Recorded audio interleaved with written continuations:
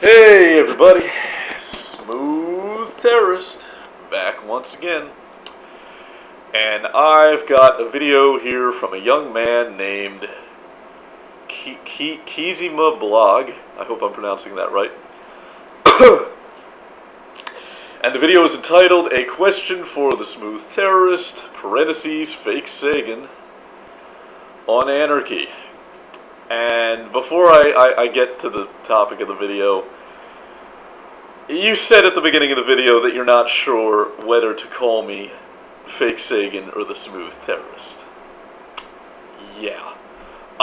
Look, Kizima Blog, you know that I used to go by the name FakeSagan here on YouTube. And I know that I used to go by the name FakeSagan here on YouTube. And guess what? Everybody and their fucking brother knows that I used to go by the name FakeSagan here on YouTube. It's not a state secret. It's certainly nothing I'm trying to hide. Yet, nevertheless, the FakeSagan account was banned, very much against my will, by Google. And I've had to create a new account, this one here, the Smooth Terrorist, to keep posting videos. Now, when you call me FakeSagan, anybody who's new on the scene and doesn't know what's up is going to be looking for a channel called FakeSagan. They're going to type youtube.com/FakeSagan and find nothing. Actually, what they'll find is this account has been banned, and then they'll think that I'm just gone. So just call me the fucking Smooth Terrorist, Kizima Blog. I've had this account for what, like fucking 2 years now? 3 years? Get with the program. It's the Smooth Terrorist. Anyway, so Kizima Blog would like me to talk a little bit about anarchism and whether an anarchist society would eventually revert back into authoritarianism. And he apologizes if this is a topic that I've covered before, which it is. I've actually covered it quite exhaustively, Kizima Blogs, but that's okay. That's alright. This isn't the first time that I've had to repeat myself, and it won't be the last. But rather than assuming that you were just too lazy to look at my back catalog of videos, which all of the pertinent ones to this topic have anarchy or anarchism in the titles, rather than assuming that, I'm going to choose to believe that you just want to interact with me. Yeah. I'm going to choose to believe that you just wanted me to make a video for you. And that's fine. I'm cool with that. I want the whole world to know that this is your song, Kizima Blog. This is your video about anarchy. From me. But before I begin, I should point out, and it will be pointed out by others in fairly short order, that when you ask me about anarchism, you're asking one anarchist with a rather idiosyncratic opinion of what it is. In other words, anarchism means many different things to many different people. There are so many definitions of it, in fact, that if we are to assume that each is valid, then the word itself has absolutely no meaning. None. But the word anarchy does have origins. It comes from the Greek language, and it literally means without rulers. Now, as for myself, I am an anarchist fundamentalist, meaning that I take the literal meaning of the word deadly seriously. Most quote-unquote anarchists do not. They are very comfortable having archons, as long as it's the archon of their choosing. And that brings us to the whole left-wing, right-wing dichotomy, which I've called false dichotomy, but I'm mostly talking about American mainstream politics, and this is where it gets really complicated. And Kizuma, you know, I assume that I don't really have to explain to you what the difference between left-wing and right-wing is, but just in case. Left-wingers are generally in favor of more government intervention in the economy, and right-wingers are generally in favor of less government intervention in the economy.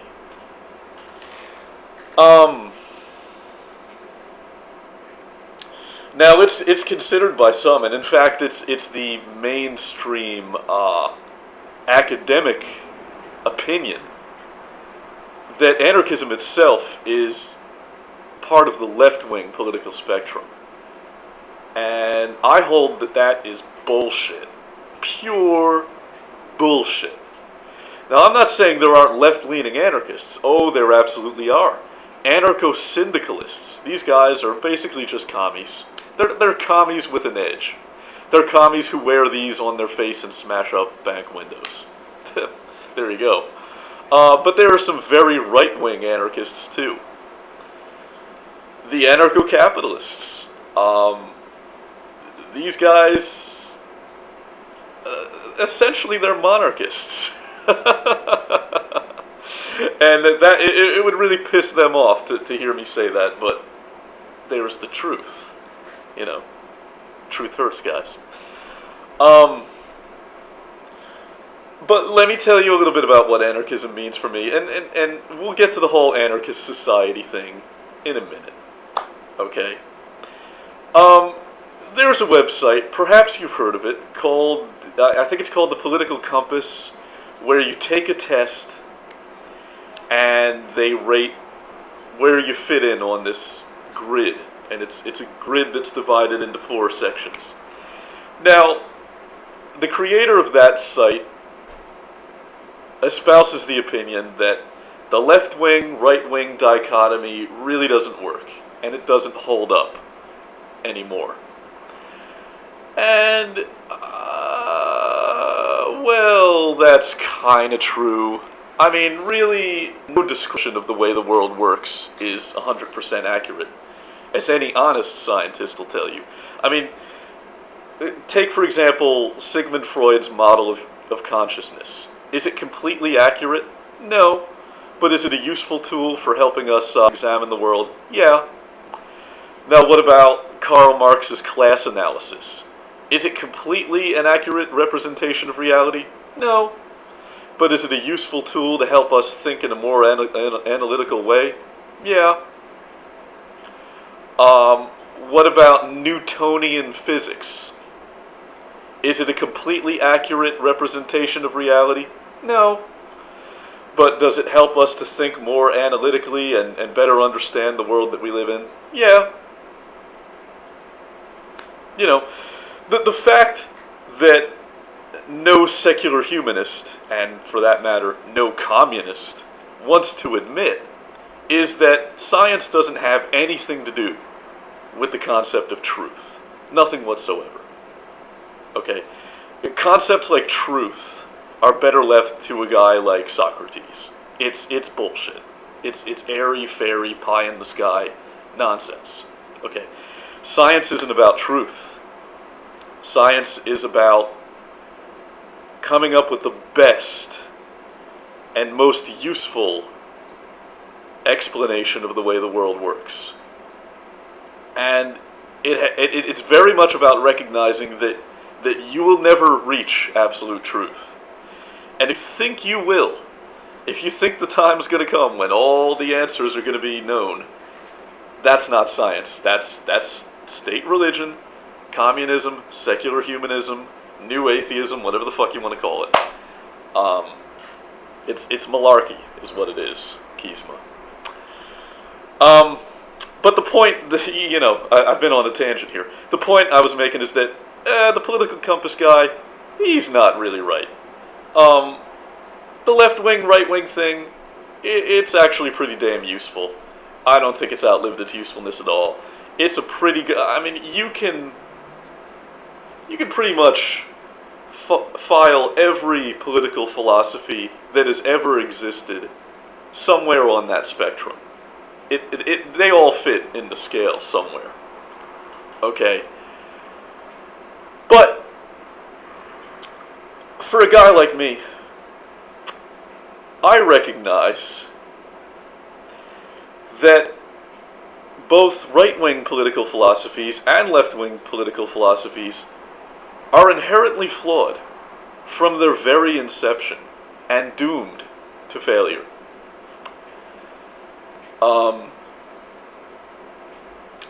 And I could explain the reasons why, and it would probably take me days to do so. But I can tell you how to recognize the same truth that I've recognized quite easily. There's a simple way to do it. And I'm going to tell you what that is right now. And I'll let you decide what you think by using this analytical tool. There's a saying in modern Russia that people who remember the communist regime, the Soviet Union, remark quite often. And this is what modern Russians say about the Soviets. This is what they say. They say, everything that they told us about communism was a lie. But everything that they told us about capitalism was the absolute truth. And if Americans were honest, we would say the opposite. We would say, everything that they told us about capitalism was a lie. But everything that they told us about communism was the absolute truth. If you want to spot the inherent flaws, all you have to do is listen to what the opposing side say. Listen to what... Just go back to the propaganda of the Cold War era, okay? Listen to what the Soviets were saying about the United States, and all of their criticisms, they were correct. They were valid criticisms. And then, listen to all the criticisms that America was making about the Soviet Union. And they were all correct. They were all perfectly valid criticisms. Yes, left-wing forms of government do result in secret police, brainwashing, engineered food shortages, and yes, right-wing forms of government do result in strike breakers, robber barons, and ultimately monarchy. People who believe in unfettered capitalism, well, there's your power vacuum, Kizima Blog. You want to talk about energy degrading back into an authoritarian system? Well,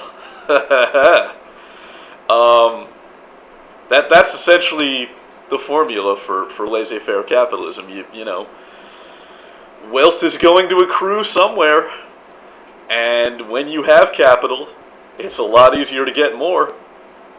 And when you don't have capital, it's a lot easier to lose what little you have.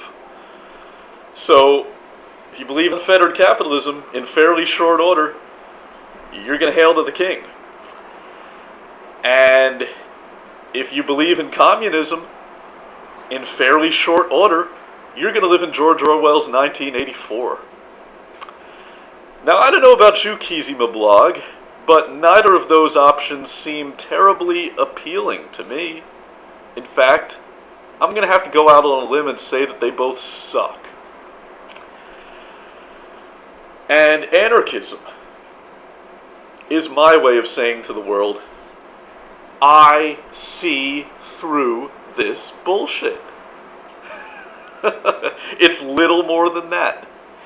It's my way of saying to the world, okay, I recognize that, at least at present, there is no answer. There is no way to order society that is going to foster the greatest good for the greatest number of people. Every system has an Achilles heel at present. And And there are a lot of anarchists who talk about utopia and stateless societies. And I think a stateless society is impossible for precisely the reasons that you said. In fairly short order, it's going to degrade back into authoritarianism. I'm not one of those anarchists. I'm not a utopian anarchist. I am the bomb-throwing, window-smashing, fuck the police anarchist. I am the anarchist that statists use to caricature anarchism and to insult it. I'm the anarchist that other anarchists are ashamed of, because I'm the real deal. I'm someone who just doesn't want to be told what to do. I'm a stubborn motherfucker who just doesn't want to be ruled, and won't accept leadership from people who pretend to have answers, when I have the reasoning faculties to clearly see that they don't. Okay, Kizima?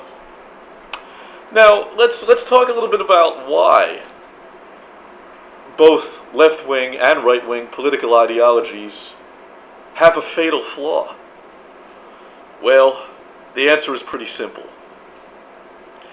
And it's what the philosopher Friedrich Nietzsche called der Wille zur Macht, the will to power. Now, we all exhibit the will to power to varying degrees, but there is no exception to that rule. None. It is a fucking constant. It is the law of thermodynamics for human behavior. It is fucking set in stone. It's as sure as death and taxes. At present. Now, you might be listening to this and saying, whoa, TheSmoothTerrorist, that sounds incredibly fatalist and pessimistic. You're starting to sound like one of these anti-natalists. No, not at all. Not at all. Where life exists, there is always the possibility of change. There is always the possibility that your situation will improve. There were people languishing in prison under the Ottoman Empire who probably thought they would die there until the Young Turks freed them. There were people in the Bastilles in France in the same situation until the Revolution. Things can always change. There's the possibility that transhumanism will allow us to alter the human genome in a way that removes some of the nastier truths of human nature and lets us reprogram some of our more undesirable tendencies. Because the thing about the will to power, Kizima blog, is it doesn't exist for no reason. It's not like humans are just assholes who want to dominate and have power over each other for no reason. And I didn't go too much into what the will to power is. I kind of left it up to you to look that up, but let me give a quick Cliff's Notes. It's Nietzsche's theory, and Nietzsche, I think, even though he called himself a philosopher, I consider him more of a psychologist, to be honest. He believed that this was the central motivating factor behind everything that human beings do. And I think he stopped short, because it actually motivates what all forms of life do, not just human beings. And it's the will to dominate. It's ambition. It's exactly what it sounds like. I mean, it's really a concept that doesn't need much explanation. But it hides itself in so many insidious ways. Not just the more obvious ones like the pursuit of money. Well, people who want to get rich, are they really chasing paper? No, they're not chasing paper. They're not chasing gold. They're chasing power. They want power over your life, power over my life. What about religious leaders? What about cult leaders? Even ones who say that they don't want your money. They're still after power. It's so sneaky, that will to power. It hides. It hides in plain sight. And you have to train yourself to spot it. But the will to power does not exist for no reason. It exists because life forms have to compete for resources in an environment where those resources are scarce. And we are the product of millions of years of evolution that has deeply ingrained that impulse within us. Now, the cruel irony of this, and it is a very cruel irony, Kizima Blog, is that because of the technologies that we've developed, scarcity is becoming scarce, and the world's resources are becoming increasingly abundant, and that won't stop. Resources are going to become more and more abundant, exponentially so, in fact, because technology is advancing at an exponential rate. Meaning it multiplies by factors, just in case I have to explain it. Now, pretty soon, we're going to be killing each other for no reason other than the fact that it's what we've been programmed by evolution to do. Pretty soon there will be enough for everyone. I contend that there pretty much already is, but that's only going to increase, and conflict and the will to power are going to become increasingly unnecessary. But that does not mean they'll go away. No, no, no. That does not mean they'll go away, because natural selection favors the ruthless. Natural selection favors the killer, the conqueror. So even in a world where resources are infinitely abundant, the meek will not inherit shit.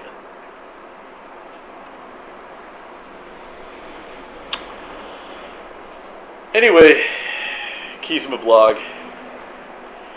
to answer your question simply,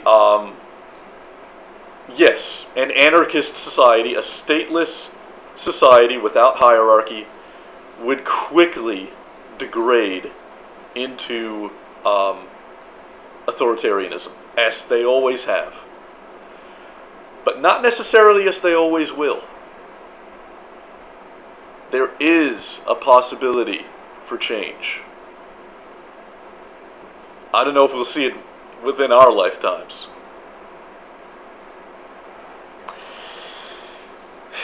But anarchism is, for me, it's merely just an affectation. It's just my statement to the world that I am not a rube. I am not going to be duped by charlatans selling snake oil. And that's what politicians are, to a man. Kizima Blogs, they are exhibiting the will to power. They want to dominate and nothing more. And their panacea for prosperity are hokum, nonsense, bunk.